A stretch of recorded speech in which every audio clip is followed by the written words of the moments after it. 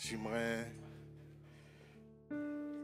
j'ai le privilège de vous partager la parole ce matin. Et qui est content d'être là ce matin? Qui est content d'être là? Laissez-moi voir la main de ceux qui sont contents. Allez, plus haut, plus haut, plus haut, plus haut, plus haut, plus haut, plus haut. Ceux qui sont contents d'être là. Maintenant, ceux qu'on a forcés à venir. Faites un geste comme ça. Amen. Je vais vous inviter à vous mettre debout. Tous ceux qui sont contents d'être là, tous ceux qui sont moins contents parce qu'on a forcé. Mais je vais vous inviter à vous mettre debout. Allez, quelques secondes, quelques minutes. Et on va remettre ces moments entre les mains du Seigneur. Vraiment, c'est un privilège d'être là. Seigneur, merci pour ta présence. Merci parce que c'est un privilège, petit cul. C'est un privilège, Seigneur, d'être dans ta présence. Et nous voulons, Seigneur, que tu parles à nos cœurs, tu parles à nos vies. Nous ne sommes pas venus écouter un homme, mais écouter ta voix, Seigneur. Qu'est-ce que tu as à nous dire ce matin? Merci de faire le ministère dans nos cœurs. Et que ta parole, Seigneur, nous puissions la garder dans notre cœur. Qu'elle fasse le ministère. Qu'elle sépare moi les jointures, Seigneur, de la pensée humaine, de ta pensée. Qu'elle puisse encore agir dans les profondeurs de mon cœur. Et qu'elle amène la vie, Seigneur, là où il y avait besoin, Seigneur. Parle à nos vies ce matin. Est-ce que quelqu'un peut dire, Seigneur, parle à ma vie ce matin. Parle à mon cœur. Et que je ne sois plus jamais le même. Mais que ma vie soit transformée. Au nom de Jésus. Amen. Amen. Je vous invite à vous asseoir.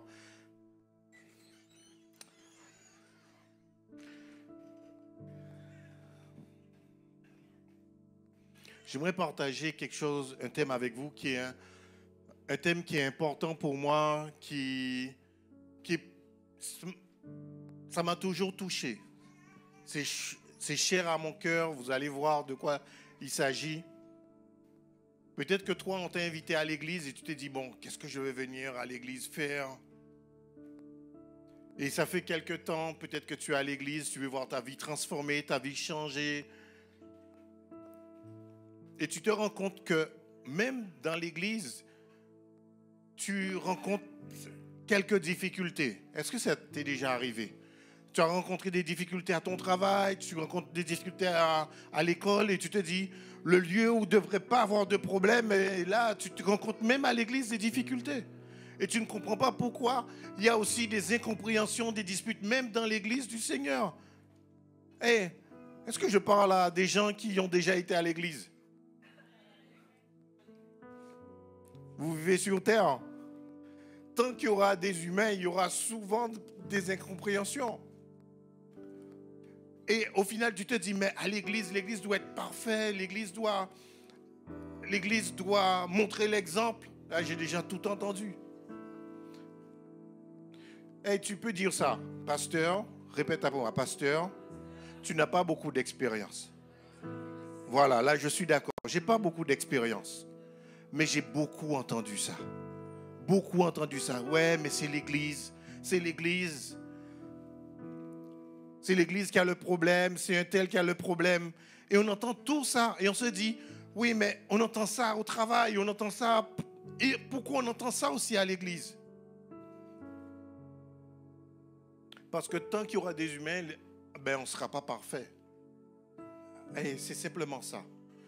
Mais tu dois savoir que l'église, ce n'est pas simplement un lieu où tu vas réclamer des bénédictions. Pour certains, c'est ça. C'est quoi l'église pour toi? Mais c'est un endroit où je vais une fois par mois pour réclamer des bénédictions. Ou pour faire taire leur conscience. Ou, si ce n'est pas leur conscience, faire taire le leader. Comme ça, une fois par mois, il va arrêter de me prendre la tête. Et l'église, pour beaucoup, c'est ça. Et ça s'arrête à là. Mais j'aimerais vous montrer une autre dimension de ce que l'église est pour Dieu. L'église est vraiment dans le cœur de Dieu. Tu peux dire ça avec moi, l'église est dans le cœur de Dieu. L'église, c'est le lieu où il avait prévu que nous allions grandir. Parce que tant qu'il y a des difficultés, c'est l'opportunité pour toi de grandir. Peut-être que vous avez vu des enfants. Vous avez vu des enfants, des fois, ils ont une attitude d'enfant. Si tu ne leur donnes pas la glace avant le repas, ils pleurent. Vous avez déjà vu ça? Et les enfants, tu ne peux pas leur donner un carré de chocolat. Moi non plus, hein. Ça n'existe pas, un carré. Je ne savais même pas qu'il y avait des carrés dessus. Je regardais l'autre face. C'était un seul rectangle. Et les enfants, quand tu grondes, ils vont se cacher dans leur chambre. Ils ne sont pas contents parce qu'on les a grondés, parce qu'ils ont fait des bêtises. Et des fois, quand nous grandissons, nous avons les mêmes attitudes. C'est comme des petits iPhones et des grands iPhones. Ça fait la même chose. On a les mêmes habitudes. Seigneur, j'ai prié pour ma bénédiction. Plusieurs fois, tu ne me l'as pas donnée. Je ne suis pas content. Ah, j'arrête de prier. J'arrête de venir à l'église. Et à l'église, de toute façon, on m'a dit que mon attitude n'était pas correcte. Je ne vais plus à l'église. Comme des enfants. Est-ce que ce n'est pas la même chose que nous faisons? Après la prédication, tu vas moins gronder ton enfant. Tu vas dire, ouais, mais je comprends, je fais pareil. Tu te diras, mais c'est vrai, je fais pareil. Ah, ouais, Seigneur. Tu auras la compassion pour tes enfants parce que tu dis, ah ouais, Seigneur, c'est vrai. Laisse-moi te dire que l'église, c'est l'endroit où nous devons grandir. Tu sais ça?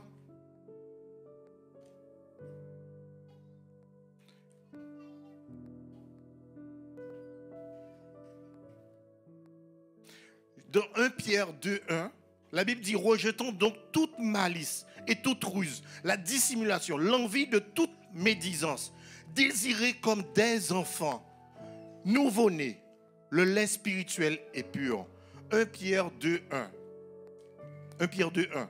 Afin que lui, vous croissiez pour le salut. Pourquoi? Pourquoi on rencontre autant de difficultés? C'est justement pour grandir. Ce n'est pas pour autre chose. Même quand tu rencontres des difficultés dans ta vie, les difficultés sont là pour te faire grandir. Pourquoi? Parce que toute ta vie, tu as eu la même attitude face aux difficultés. Et pourquoi ça se représente? Parce que tu n'as toujours pas eu la bonne attitude. Ne pas avoir la bonne attitude, ces difficultés vont revenir à chaque fois. Parce que Dieu veut que tu grandisses. La Bible nous dit que comme des enfants nouveau-nés, le lait spirituel est pur. Désirez comme des enfants nouveau-nés le lait spirituel. On doit dire, Seigneur, non, il faut que je grandisse. Il faut que je quitte cette condition-là. Rejetant donc toute malice et toute ruse. Vous savez, les enfants, quand ils font ça, parce qu'ils pensent à leur intérêt. Ouais, je veux une glace avant le repas. Et aujourd'hui, j'ai décidé que je ne mange pas de légumes. Hey, ça vous arrive? Moi, j'ai ces modèles-là. Hein. Je ne sais pas quel modèle vous avez, moi j'en ai. Hein. Aujourd'hui, pas de légumes, du riz et du beurre, c'est bien. J'ai 4 modèles. J'ai toute la gamme, moi. J'ai riz et beurre, riz et sauce soja, riz sans oignon et riz sans fromage. J'ai toute la gamme. Pâte pareil, pâte au beurre, pâte sauce soja, pâte sans fromage, pâte sans oignon. C'est comme ça qu'ils sont. Et peut-être que tu as toujours été comme ça. Mais Dieu veut que tu changes. Peut-être que tu as des exigences. Mais peut-être que Dieu veut que tu changes. Aspire au lait spirituel. Aspire à ce que Dieu veut pour toi.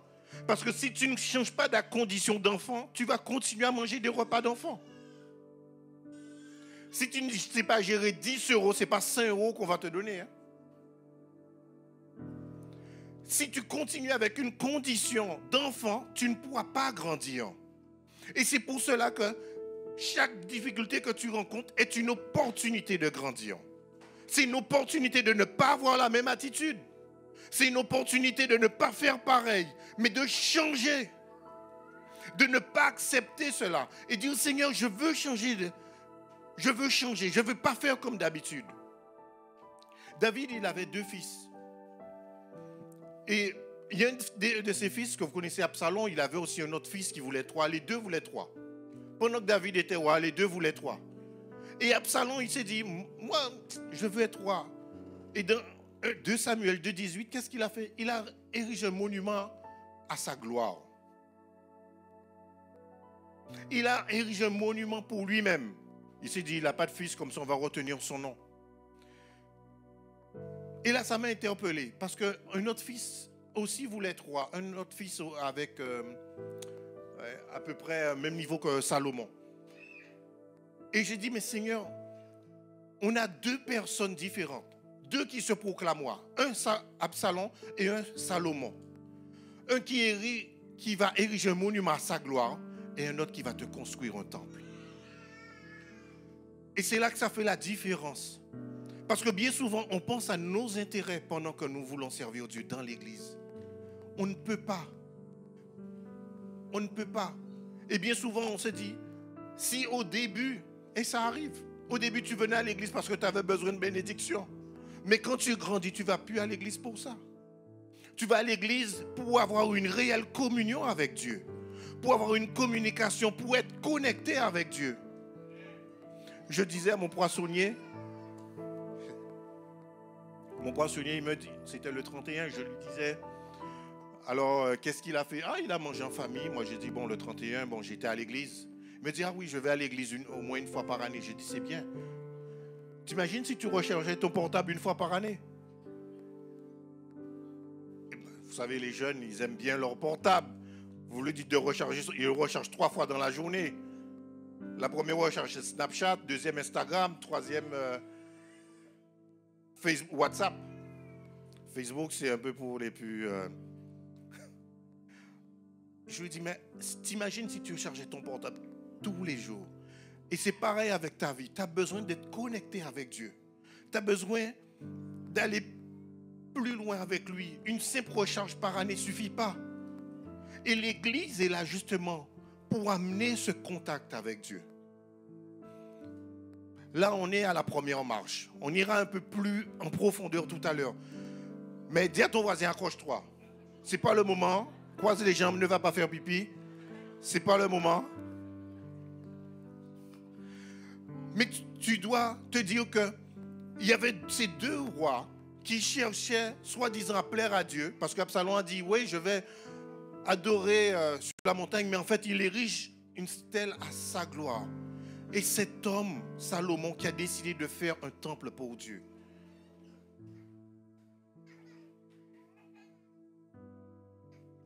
Absalom n'avait aucune relation avec Dieu. Il n'avait aucune. Tout passait par Samuel ou par un prophète. Tandis que David, lui, il avait communication avec Dieu directement. Il entendait Dieu. Et il a enseigné ça à son fils Absalom. Et Absalom a construit un temple à la gloire de Dieu. Salomon, pardon. Je vois que vous suivez. Salomon a construit un temple à la gloire de Dieu. La chose que tu dois faire, si tu veux grandir, déjà c'est cette communication que tu dois avoir avec Dieu. C'est comprendre que le temple de Dieu est dans ta vie. On y reviendra tout à l'heure. Mais que tu dois avoir cette communication directe avec Dieu. Et même si tu rencontres des difficultés, c'est normal. Tout le monde rencontre les mêmes difficultés. Tu n'en as pas... Voilà, tu n'as pas l'exclusivité. On est tous passés par là. Et je passe encore à travers des difficultés. Je n'ai pas plus que toi. Tu n'en as pas plus que moi. Mais ce qui change, c'est l'attitude que tu as face aux difficultés. C'est l'attitude dont tu as face aux difficultés. Pierre, on va beaucoup parler de Pierre. Vous allez voir pourquoi. Pierre 1, 6 à 9 dit, c'est là ce qui fait votre joie. Quiconque maintenant, puisqu'il le faut, vous soyez attristés pour un peu de temps, par diverses épreuves. Un peu de temps, dis ça avec moi. Un peu de temps. Afin que l'épreuve de votre foi,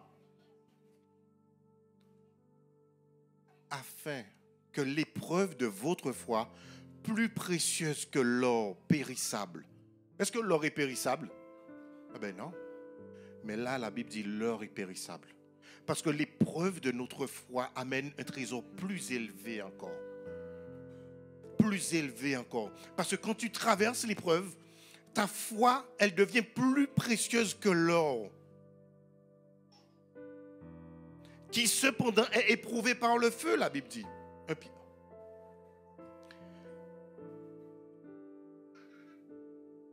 Alors je dis, afin que l'épreuve de votre foi, plus précieuse que l'or périssable, qui cependant est éprouvé par le feu, ait pour résultat quoi? La louange, la gloire et l'honneur lorsque Jésus-Christ apparaîtra. C'est pour cela que tu traverses toutes ces épreuves. Pour créer en toi un trésor supérieur à l'or. Vous savez, l'or, on gardait l'or dans le temple, pourquoi? Pour les lieux très saints. Après, il y avait les reins. Mais plus on s'approchait de la présence de Dieu, c'était des métaux précieux, c'était l'or. Mais la Bible nous dit que dans l'épreuve, ça crée en toi quelque chose qui est plus précieux que l'or. Dans ton cœur, il y a quelque chose de plus précieux que l'or. L'épreuve de votre foi, elle est forgée. Ça veut dire qu'à travers cette épreuve-là, tu regardes de façon anodine. Non, dans l'église, même dans ton travail, là où tu es, même si tu traverses une épreuve et que ça te pousse à diminuer, diminue. Parce que ça va créer en toi quelque chose de précieux. Quelque chose qui va t'amener dans la présence de Dieu. Et tu n'auras plus besoin d'ustensiles en or. Parce que l'ustensile sera toi. Tu seras dans le temple, dans la présence de Dieu. Plus besoin de cuve en airain. Plus besoin de cuve en or. Plus besoin de chandelier. Ça sera toi, l'ustensile dans la présence de Dieu. Amen. Et c'est sur ta propre vie que tu pourras, comme un sacrificateur, porter ton offrande. La deuxième chose que j'aimerais te dire, c'est que l'épouse de Christ, c'est qui? C'est l'Église. Et c'est un passage qu'on prend souvent pour les mariages. Vous connaissez Éphésiens 5, 25, qui nous dit, Marie, aimez vos femmes. Est-ce que je peux entendre amen? Il n'y a que les femmes qui ont dit amen. C'est pas possible ça. Marie, alors je n'ai pas dit femme, mais Marie, aimez vos femmes. Comme Christ a aimé l'Église. Aïe, aïe, aïe, aïe, aïe. C'est dur ça, Seigneur. Seigneur, tu as mis la barre haute même. Comme Christ a aimé l'Église. Ouais, Seigneur. Je n'aurais pas la prétention de dire. Comme Christ a... Pasteur Rico, comme Christ a aimé l'Église. Déjà, donner ta carte même. Donner ta carte. Tu as peur. Tu vas où? Mais au centre commercial. Ouais, Seigneur. Et en plus de ça, donner ta vie pour ta femme. Mais je sais que Pasteur Rico, lui, c'est tous les jours. La carte ou la vie? Les deux. Reconcentrons-nous, s'il vous plaît, sur le passage. Marie, aimez vos femmes comme Christ a aimé l'Église. Vous vous rendez à quel point Christ a aimé l'Église? Il s'est livré lui-même pour elle. Éphésiens 5, 25. Est-ce que Dieu va abandonner son épouse? Est-ce qu'il va le faire? Est-ce qu'il va abandonner son épouse? Est-ce qu'il va dire, bon voilà, mon épouse, c'est plus mon épouse?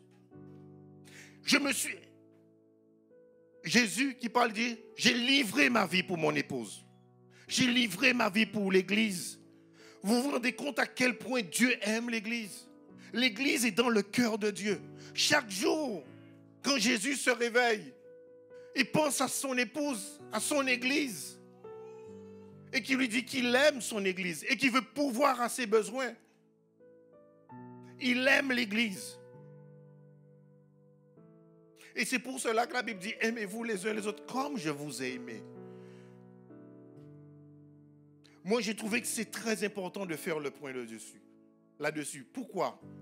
Parce que peut-être que tu t'es dit, tu vas au CCI Paris. On a parlé d'église tout à l'heure. Mais c'est ton église, c'est ta maison. Et parce que c'est ta maison, tu sais que tu es sous la protection de Jésus. Tu es sous la protection de Dieu. Tu n'es pas n'importe où. Mais si c'est ton église, tu peux dire, Seigneur, j'ai besoin de ton aide. J'ai besoin. Je veux aimer comme toi, tu m'as aimé. Je veux aimer mes frères et sœurs comme toi, tu m'as aimé. 1 Jean 1,7 nous dit, la première caractéristique de l'Église, c'est quoi? C'est qu'elle est saine. Elle marche dans la sainteté. Mais si nous marchons dans la lumière, comme il est lui-même dans la lumière, nous sommes mutuellement en quoi? En communion. Et le sang de Jésus, son Fils, nous purifie de tout péché. En tant qu'Église, nous devons marcher en communion. Pas l'un à côté de l'autre, mais en communion, c'est pas pareil. En communion, ça veut dire qu'on a la même motivation et qu'on communie. On a Jésus en commun. On a Jésus en commun. Vous avez une bonne équipe de football, ce n'est pas plusieurs bons joueurs. Ce n'est pas ça, une bonne équipe. Une bonne équipe, c'est une équipe qui s'entend et qui savent jouer ensemble. Regardez, il y avait Neymar, il y avait Messi, il y avait Mbappé dans la même équipe. Là, il y a quoi? PSG, il y a Dembélé. Je ne connais pas bien le football. Dembélé, que des allez, je ne vais pas dire inconnus, mais ce n'est pas des superstars. Et pourtant, par rapport à Messi, pourquoi? Parce qu'une bonne équipe, c'est celle qui sait jouer ensemble. Et Dieu nous appelle, cette épouse, à être en communion fraternelle. Pourquoi j'insiste dessus? Parce que la communion fraternelle, c'est quoi? Et le sang de Jésus, son Fils, nous purifie de tout péché. La communion t'oblige à marcher dans la sainteté. Et la sainteté est une arme pour ta vie. Si tu es hors de la communion, tu n'es plus sous la lumière. C'est ça que le verset dit. Ça fait partie des 5 confessions du sang de Jésus. Qu'est-ce qu'il a fait pour nous? Si nous marchons dans la lumière, si tu ne marches pas dans la lumière, mais dans les ténèbres parce que tu fais des choses douteuses, mais tu n'es plus en communion avec tes frères et sœurs. Et qu'est-ce qui se passe? Mais tu n'es plus dans la sainteté. Ça veut dire quoi? Ça veut dire que tu ne dois pas t'isoler. Si tu es isolé, mais tu n'es plus en communion avec tes frères et sœurs. La Bible ne dit pas, si tu vas bien, communie. Si tu ne vas pas bien, ne communie pas. Il n'a pas dit ça. Il a dit, quelle que soit la circonstance, sois en communion avec tes frères et sœurs. Sois dans cette communion mutuelle. Et parce que tu as une communion, le sang de Jésus te purifie de tout péché. Le sang de Jésus continuellement. Il y a quelqu'un qui disait, c'est pas possible d'être saint. Est-ce que c'est possible d'être saint? Moi, de nous-mêmes, c'est pas possible. Mais quand je réalise la puissance du sang de Jésus, je me dis c'est possible. À travers du sang de Jésus. Et que même si je pêche, mais parce que je marche en communion avec mes frères et sœurs, le sang de Jésus continue à couler. Continuellement. Comme une douche sans fin. Le sang de Jésus est sur ma vie. Et que je continue à marcher de sainteté en sainteté. Et même si je tombe, mais parce que je suis en communion avec mes frères et sœurs, le sang continue à me couvrir. Le sang de Jésus coule continuellement. Vous vous rendez compte? Le sang de Jésus coule continuellement. Est-ce que le sang de Jésus a un défaut? Est-ce qu'il ne pourrait pas atteindre le but pourquoi il a été créé? Le sang de Jésus atteint son but. C'est quoi? C'est de me rendre Saint Patrice. On va oublier cela. Mais, non, il faut tu enverras une copie à ma femme. Mais ça veut dire quoi? Ça veut dire qu'on peut marcher dans la sainteté. Sans Dieu, non. Tout seul, non. Mais en communion avec nos frères et nos sœurs, nous pouvons marcher dans la sainteté. Parce qu'on va marcher où? Dans la lumière. On ne va pas marcher dans les ténèbres. Là, ce que tu fais le samedi soir, non. C'est le dimanche matin que le dimanche, ça se passe. Tu vas marcher dans la lumière.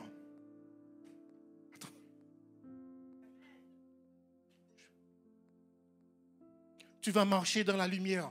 Pourquoi? Parce que tu es en communion. Et laisse-moi te dire, peut-être que tu as négligé cela. Tu as négligé ce verset-là, mais à partir d'aujourd'hui, ne néglige pas. Quand tu es à l'église, tu es en communion avec tes frères et sœurs. Quand tu es en cellule, tu es en communion. Et c'est pour ça que c'est si important. Et c'est pour ça que tellement c'était important, Jésus a décidé de communier tout le temps avec ses disciples. Il a dit, je ne vais pas aller me reposer, mais je vais les garder auprès de moi. Pour qu'ils continuent à marcher dans la sainteté, de sainteté en sainteté. Amen. Est-ce que vous comprenez cela? Est-ce que je peux voir la main de ceux qui ne se sont pas endormis? Waouh. Merci Seigneur.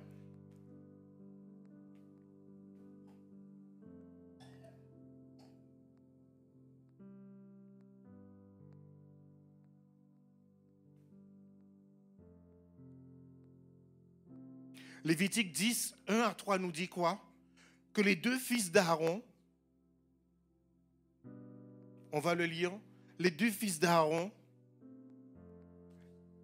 Nadab et Nabihu,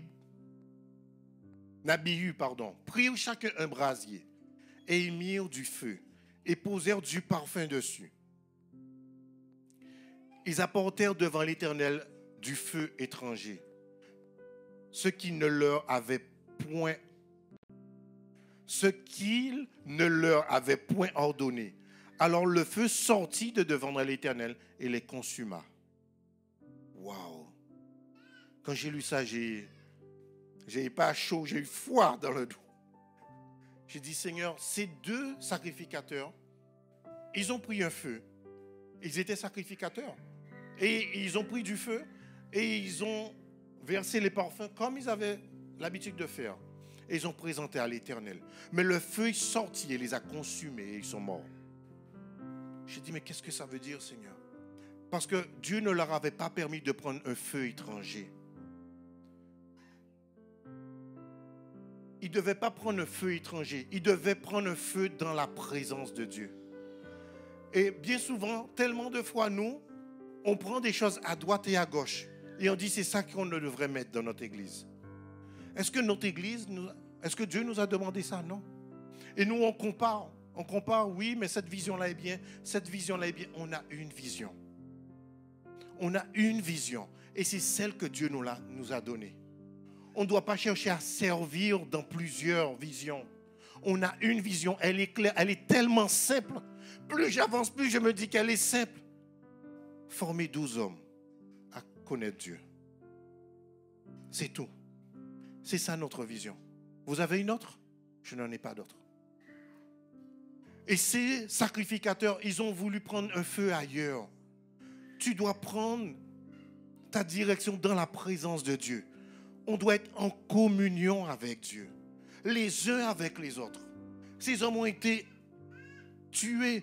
Et Aaron était leur père. Vous connaissez Aaron? Aaron était leur père. Et le verset 3 nous dit, à la fin, Moïse dit à Aaron, c'est ce que l'Éternel a déclaré lorsqu'il a dit, je serai sanctifié par ceux qui s'approchent de moi. Je serai glorifié en présence de tout le peuple. Et le dernier verset dit quoi? Aaron garda le silence. Il venait de perdre 2 fils, mais il a gardé le silence. Dieu est un Dieu saint. Et si nous voulons avoir cette sainteté sur nos vies, nous devons comprendre que nous devons aussi marcher par la sainteté. Et nous allons marcher en communion. Comment le faire? Comment le faire?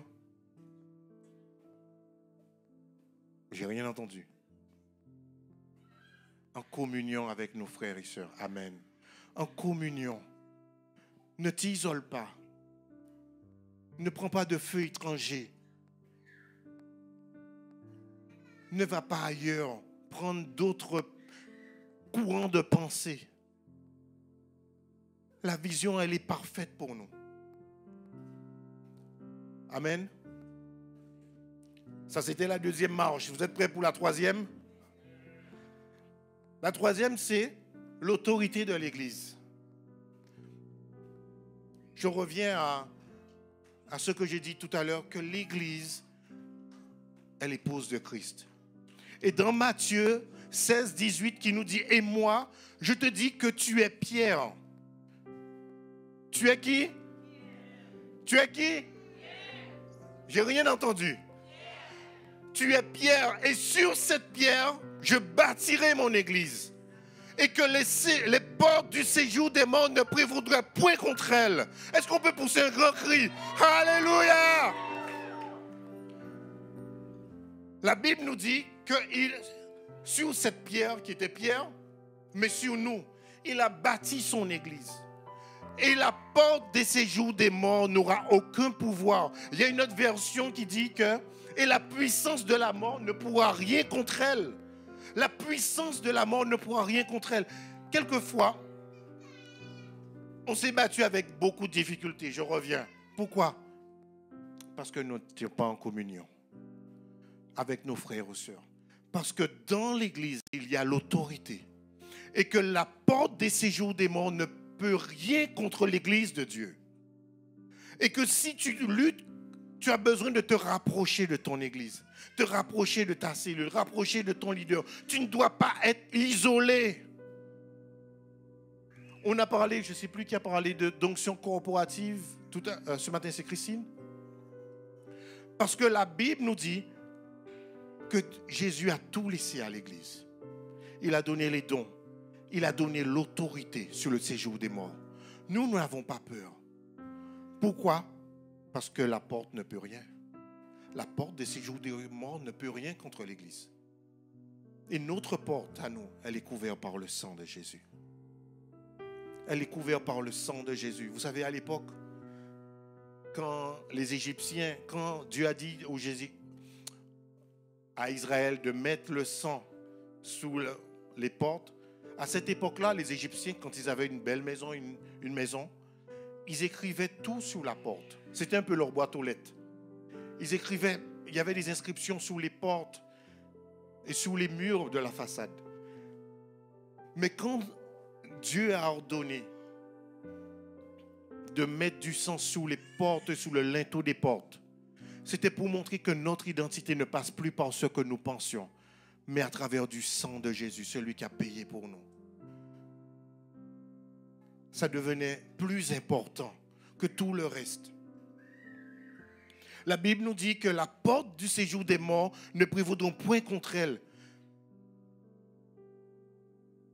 Ça veut dire que tout ce que tu peux prier, tout ce que tu peux demander à Dieu de façon en communion avec tes frères sur Dieu te le donne.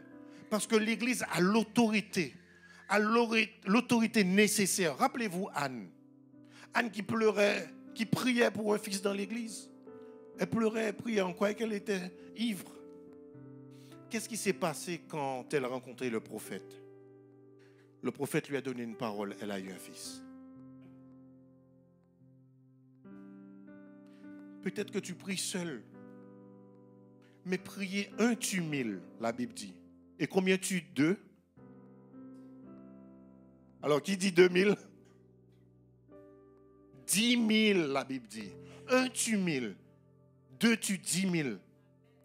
Ça veut dire que quand tu pries en cellule, quand tu pries à l'église, quand tu pries et tu évoques Dieu, tu réclames à Dieu d'intervenir.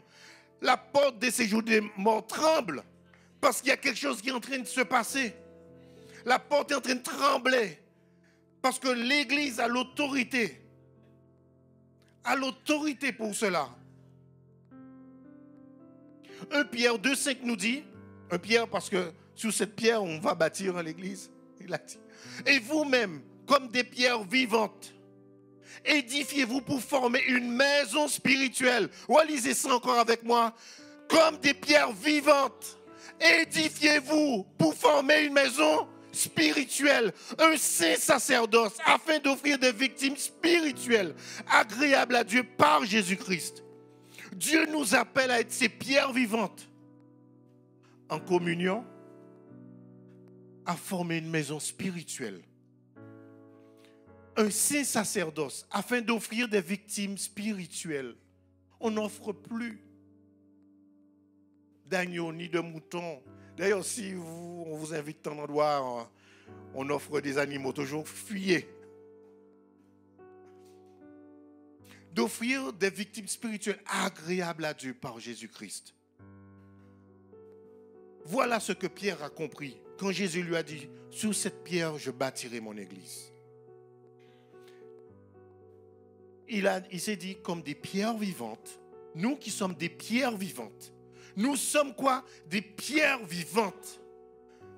Nous voulons édifier pour Dieu une maison spirituelle, un saint sacerdoce. Un saint quoi? Sacerdoce. Vous savez, les sacrificateurs, ils étaient reconnaissables. Ils avaient un uniforme. Ils avaient une robe, mais ils avaient dessus leur pectoral des pierres précieuses. Et c'est à ça que je pense. Un saint sacerdoce, c'est comme ça que je me vois. Sanctifié comme un sacrificateur. Sanctifié par le sang de Jésus. Habillé par lui. Le fils prodigue, qu'est-ce qu'on lui a donné quand il est revenu? Il a revêtu sa robe et son anneau au doigt. Et c'est ce que Dieu nous appelle à être. Un saint sacerdoce. Sacerdoce, ça veut dire mise à part. Mise à part. C'est pas quelqu'un qui marche dans les mêmes courants que le monde, mais mise à part. Afin d'offrir des victimes spirituelles. J'aimerais voir avec vous le 4e point. Vous êtes toujours là? Le 4e point.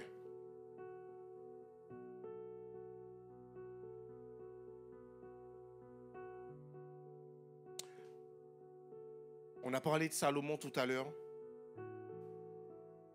Le 4e point, c'est l'église, c'est une construction de Dieu. Église, construction de Dieu.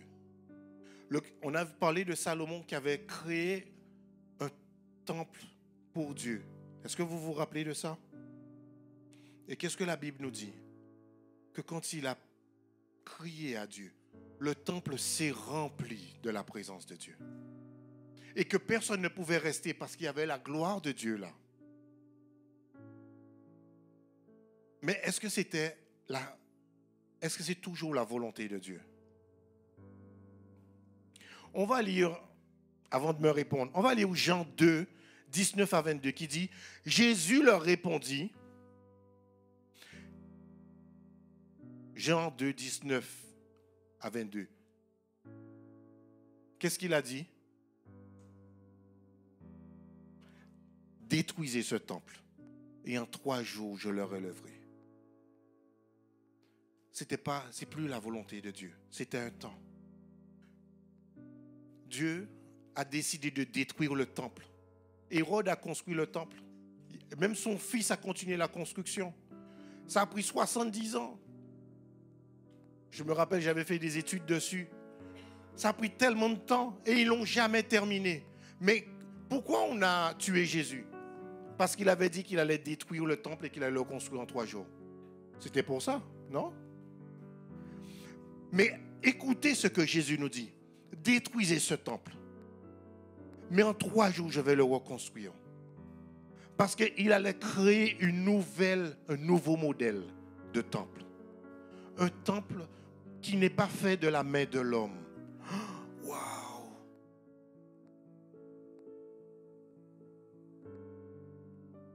Un temple qui n'est pas fait la main de l'homme, mais un temple que Dieu lui-même aura créé. Acte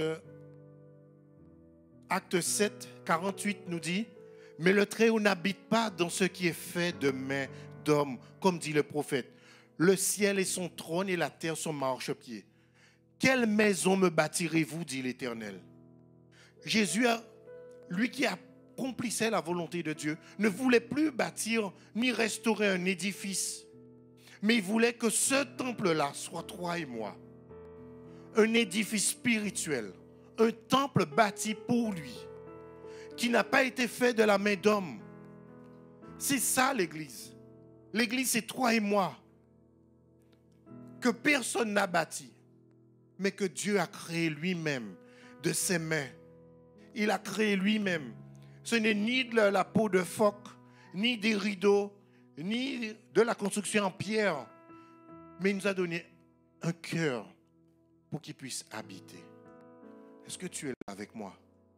Il nous a donné un cœur pour qu'il puisse habiter. Tu as besoin de comprendre que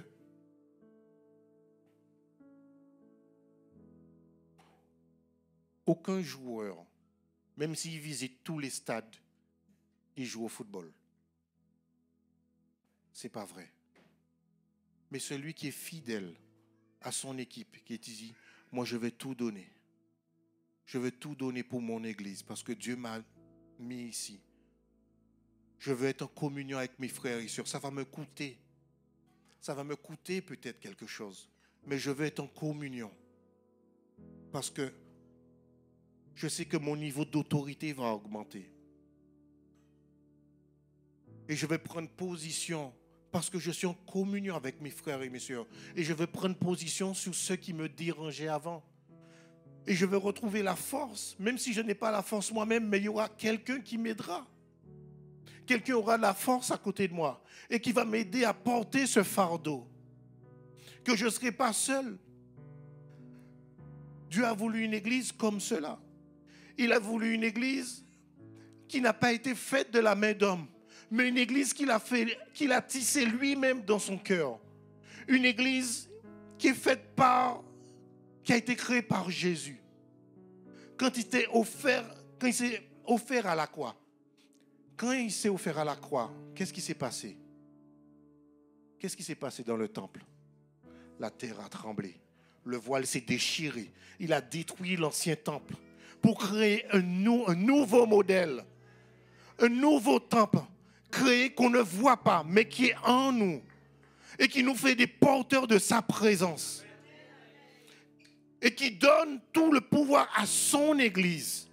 Qui donne toute l'autorité à son église pour commander dans le monde spirituel ce qui doit être lié. Qui commande dans le monde spirituel ce qui doit être délié. Et c'est pour cela que l'État a séparé l'église du gouvernement. Association loi 1901. Parce que l'église a un pouvoir. Et le monde spirituel comprenait cela. Mais qu'est-ce qu'il a dit? Ce que vous lirez, verset 19, Matthieu 16, 19. Je te donne les clés du royaume des cieux, Pierre. Il a dit ça. Ce que tu liras sur la terre sera lié dans les cieux. Et ce que tu délieras sur la terre sera délié dans les cieux. L'Église a eu cette autorité, ce pouvoir de libérer les captifs. De prendre autorité et de libérer des captifs, de proclamer une année de grâce pour le pays, pour la nation, pour les jours à venir. L'Église a eu cette autorité de faire cela.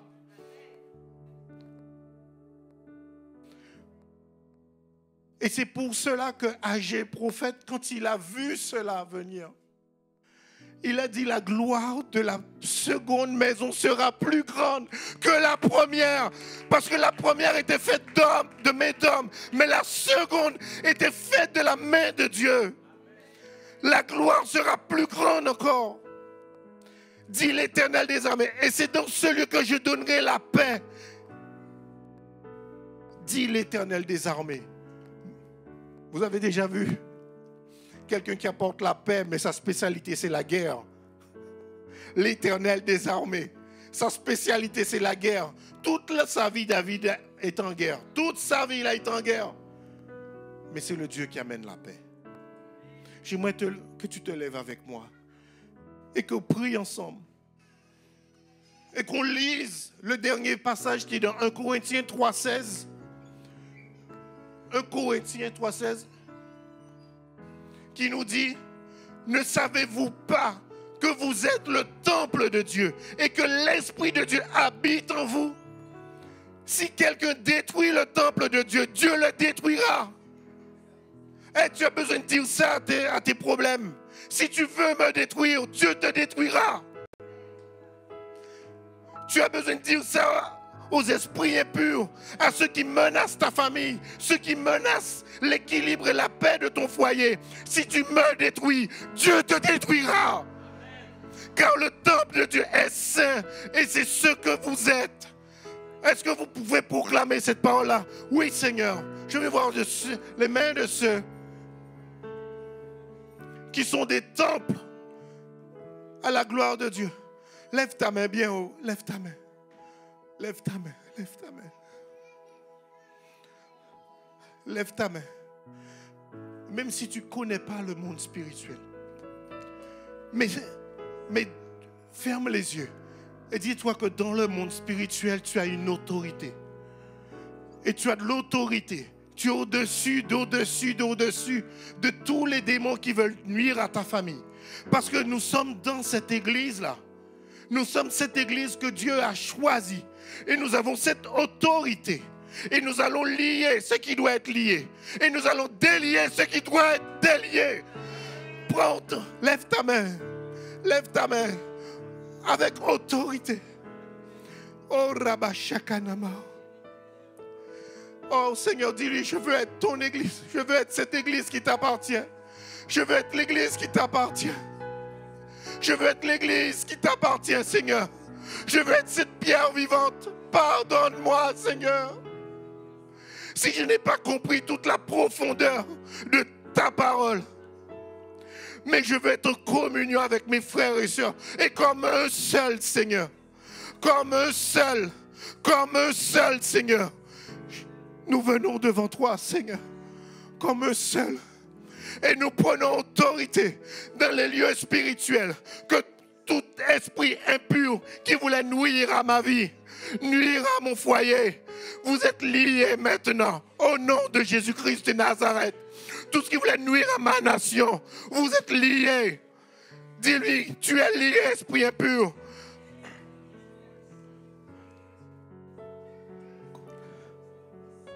Nous lions tout esprit d'orgueil qui m'empêchait de servir Dieu. Je veux lier tout esprit d'alcoolisme, tout esprit d'impudicité, de pornographie, de colère, tout esprit de violence sur ma nation. Je veux lier tous ces esprits-là au nom de Jésus-Christ de Nazareth. Tout esprit d'orgueil qui m'empêche de servir Dieu soit lié au nom de Jésus-Christ de Nazareth. Libère les âmes, Seigneur. Je viens délier dans le monde spirituel tous ceux qui ont besoin d'être libres maintenant. Tous ceux qui ont besoin d'être libres. Sois libre maintenant. Sois libre au nom de Jésus-Christ de Nazareth. Le sang de Jésus crie victoire. Le sang est contre toi, esprit impur. Le sang est contre toi. Le sang est contre toi. Il marche contre toi. Au nom de Jésus-Christ de Nazareth. Que tout géant qui voulait s'élever contre l'Église soit abattu. Au nom de Jésus, que tu perdes ton pouvoir à cause du sang de Jésus-Christ de Nazareth. Géant, tu es abattu. Maintenant, tu es abattu. Tu perds ton pouvoir. Le sang de Jésus est contre toi. Ce n'est ni par ma force, ni par ma puissance, mais par l'Esprit de Dieu que nous venons contre toi. Nous venons contre toi avec le sang de Jésus.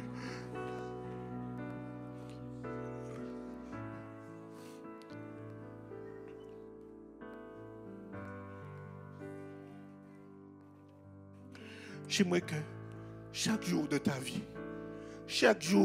que tu sois en communion avec tes frères et sœurs.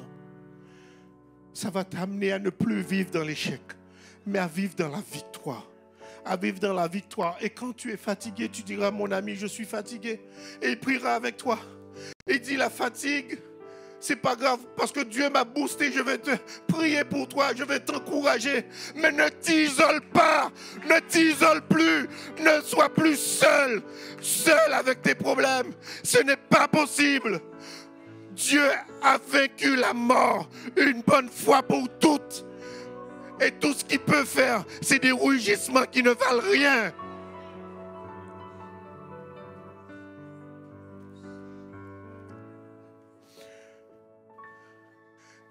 Quand nous traversons une difficulté dans notre famille, nous en tant que famille, est-ce que je dis, Seigneur, je mets tout en œuvre pour que ces difficultés partent. Je veux être intentionnel. Je veux être intentionnel dans ma famille. S'il y a quelqu'un qui ne va pas, on prie. S'il y a quelque chose qui ne va pas, on délivre. S'il y a quelque chose qui ne va pas, on est intentionnel. On ne laisse pas l'ennemi se jouer de nous. Jésus a été humilié à la croix pour que je vive de victoire en victoire. Mon épouse sait que nous pouvons traverser les difficultés. Mais aucune difficulté n'est trop grande pour Dieu. Et même si, comme Daniel, qui a été dans la fosse au lion, et même s'il ne venait pas, je ne vais pas me prosterner devant quoi que ce soit. Si tu décides de servir Dieu, Dieu ne va pas te laisser seul. Tu as une équipe de pasteurs, une équipe de leaders, tu as une équipe de 12. Tu as des frères et sœurs qui sont là à prier. Ça va faire, à la fin, ça va faire 80 jours que nous prions matin et soir. Plus de 3 semaines que nous prions matin, midi et soir. C'est pour voir la main de Dieu agir. Ce n'est pas pour dire que nous avons prié, que nous sommes délestés. C'est parce que nous croyons que notre Dieu est vivant.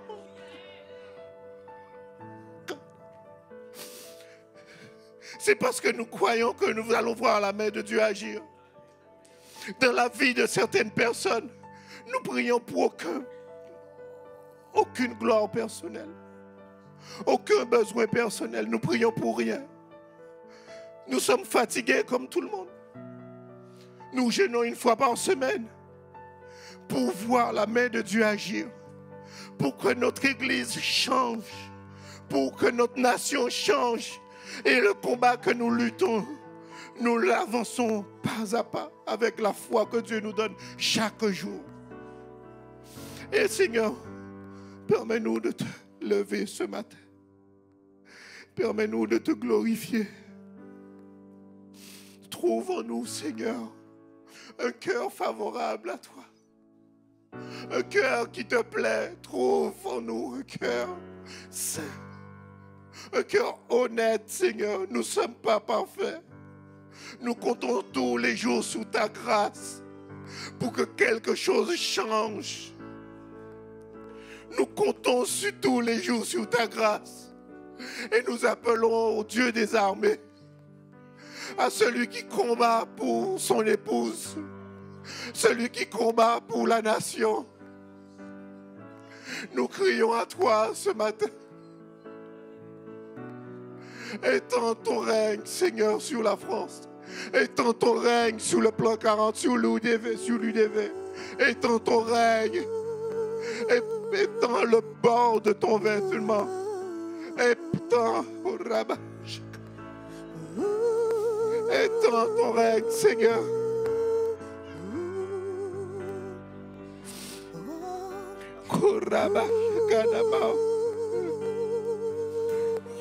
Que ton règne vienne, Seigneur. Que ton règne vienne, Seigneur. La terre a tremblé, le voile s'est déchiré, des âmes ont la mort et le péché. Les cieux chantent ta gloire, l'écho de ta victoire, car tu es le roi ressuscité. Et tu es sans rival, et tu es sans égal. Dieu, tu triomphes à tout jamais. Alors ce matin, Seigneur, à toi soit le règne, à toi soit la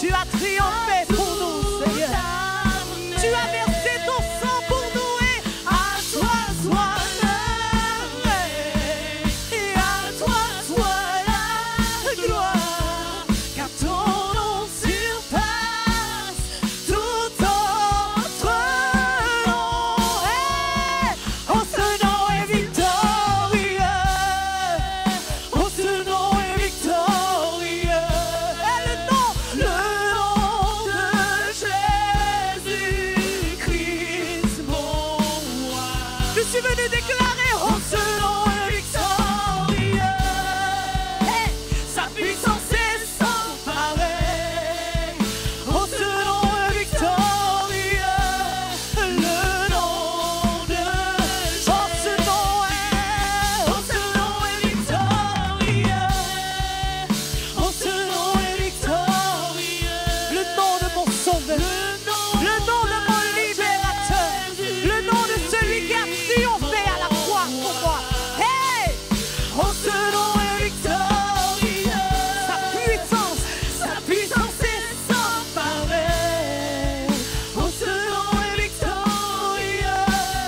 Le nom de Jésus.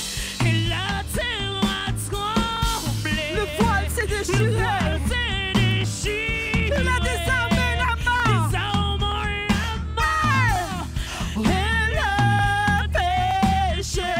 Le ciel chante l'écho de ta victoire.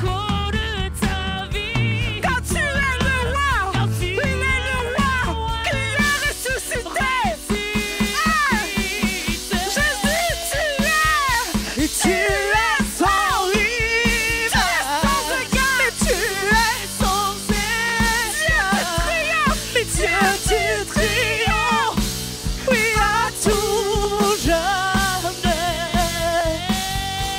À toi soit l'honneur. À toi soit la gloire. À toi soit la gloire. Car ton nom surpasse tout autre nom. Oh, ce nom est victorieux. Oh, ce nom est victorieux. Le nom de Jésus-Christ, mon roi. Oh, ce nom est victorieux. Sa puissance est sans pareil. Oh, ce nom est victorieux. Le nom de Jésus. Alléluia. Est-ce qu'il y a quelqu'un? Est-ce qu'il y a quelqu'un qui est là pour la première fois et qui voudrait donner sa vie à Christ? Qui voudrait qu'on prie ensemble? Est-ce qu'il y a quelqu'un qui voudrait qu'on prie ensemble? Peut-être que tu es là pour la première fois, tu voudrais qu'on prie ensemble. Et même si tout le monde a déjà donné sa vie à Christ. C'est important. Ça commence là. C'est le début. Est-ce qu'il y a d'autres personnes qui voudraient qu'on prie ensemble ce matin? Tu voudrais être cette habitation de Dieu. Et tu veux marcher en communion avec tes frères et sœurs. Tu veux marcher en communion avec tes frères et sœurs. Est-ce qu'il y a quelqu'un qui voudrait qu'on prie ensemble ce matin? Viens, approche-toi. Le pasteur Rico et moi-même, on va prier ensemble avec toi. On va prier ensemble. Approche-toi. Si tu veux qu'on prie ensemble ce matin. Ce nom est victorieux. Ce nom est victorieux. Le nom de Jésus-Christ, mon roi. Oh, ce nom est victorieux. Sa puissance est sans pareil. Oh, ce nom est victorieux. Le nom de Jésus. Oh, ce nom est victorieux. Le nom de Jésus. Oh, ce nom est victorieux.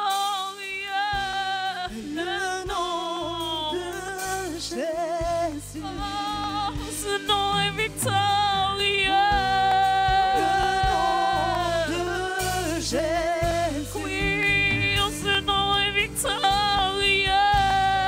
Le nom de Jésus. Oh, ce nom est si merveilleux.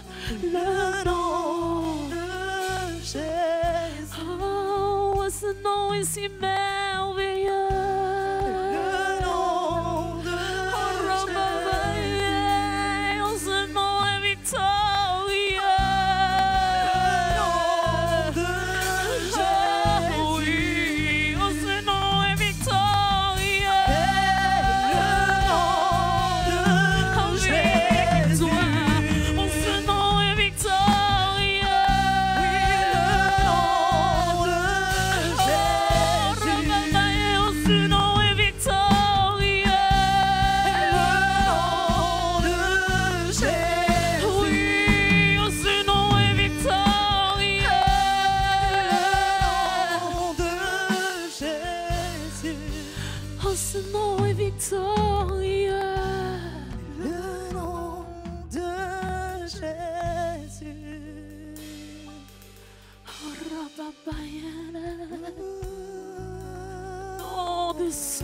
tout nom, le nom dessus de tout nom.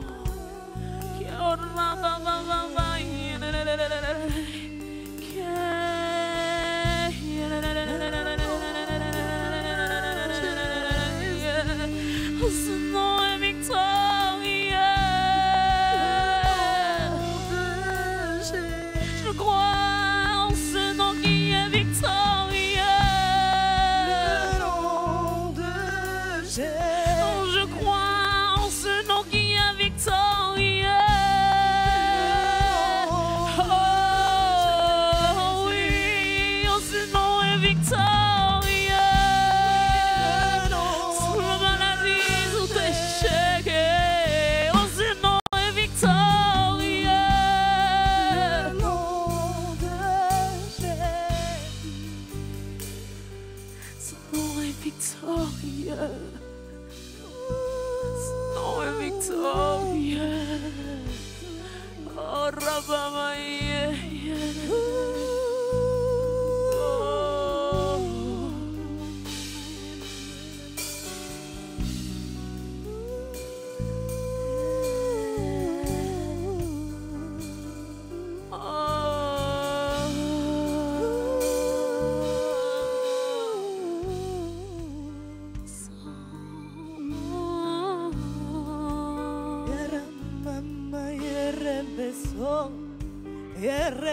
Mama yere behi, ora mama yera yoelo, ora mama yere mesana relo, ora mama yere relo, ora mama yera inerebe, oh inera.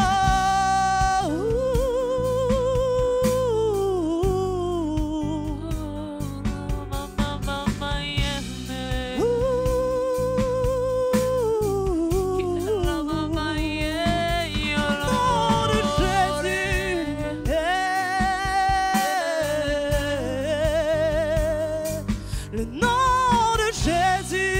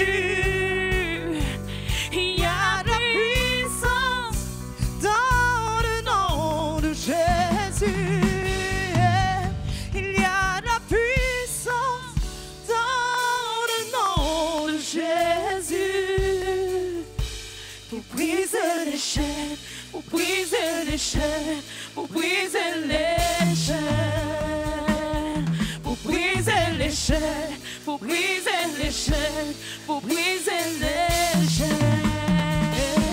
Il y a de la puissance dans le nom de Jésus.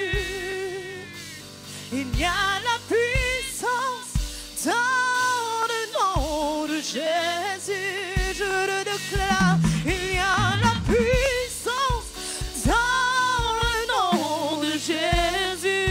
Il y a le pouvoir pour briser les chaînes, pour briser les chaînes, pour briser les chaînes. Oh, pour briser les chaînes, pour briser les chaînes, pour briser les chaînes. Il y a de la puissance dans le nom de Jésus. Je le redirai encore. Et il y a de la puissance dans le nom de Jésus. Jésus, il y a de la puissance dans le nom de Jésus. Pour briser les chaînes, pour briser les chaînes, pour briser les chaînes, pour briser les chaînes, pour briser les chaînes, pour briser les